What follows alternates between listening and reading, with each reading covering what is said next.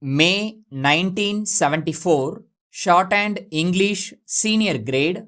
Get ready for the dictation. 10 seconds.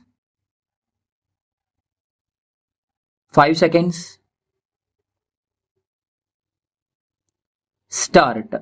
Sir, I am sure that every honorable member will share with me the sense of relief that this long debate is coming to an end. I did not want to make any long speech, but in view of the speech of the leader of the opposition, in spite of the fact that my health does not permit it, I have to meet certain points which have been made on the floor of the House. We have been in office now for nearly a year, and the honorable members of this House are entitled to sit in judgment over our achievements and failures. Sir, I have been trained in such a way that I take these criticisms in an objective spirit. I have always welcomed points made against me or against the government.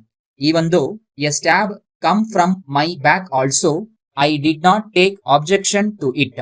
Of course, that honorable member should have thought twice before making that speech. I am not going to deal with it at length, but I want to mention this merely for the purpose of showing that I always welcome criticism. During this period of 1 year, I am not prepared to say, as far as I am concerned, that nobody else could have done better under the circumstances.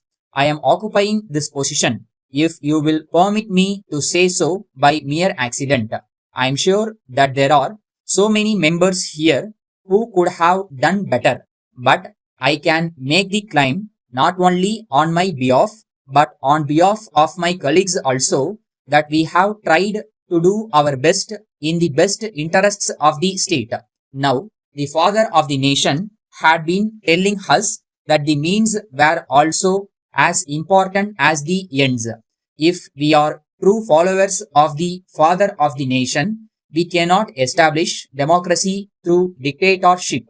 When we have adopted parliamentary democracy, it is inevitable that we must have some party government.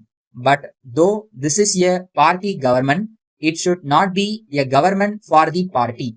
If the government begins to function for the party, it is really not good for the party itself. Now, the debate was mainly concentrated on famine. It is true that we are passing through a very difficult period and the people are really undergoing suffering.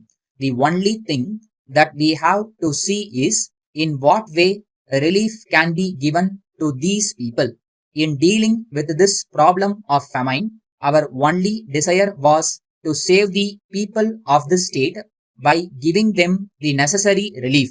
In spite of that, allegations have been made that we have discriminated between region and region. But as far as this matter is concerned, our conscience is quite clear. As finance minister, I was very well aware of the expenditure which was from time to time sanctioned for the purpose of meeting expenditure. We were in no way concerned with the question whether the area was in the south or in the north or in the middle. The only thing we were concerned with was where the distress was more and where greater relief was needed.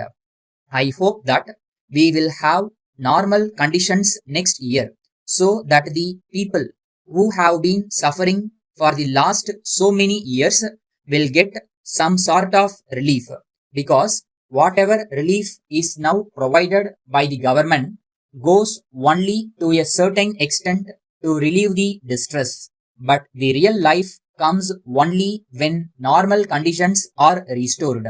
Bombay, 1st March 1960.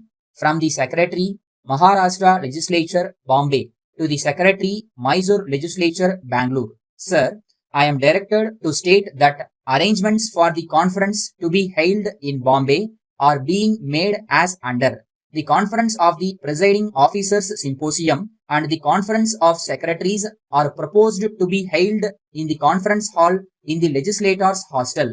I am to inform you that accommodation for all the guests will be provided in the legislators' hostel in sector number 9.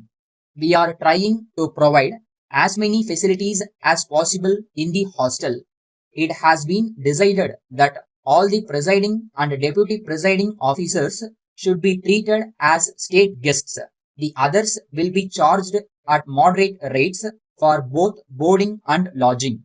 The rates will be communicated to you shortly.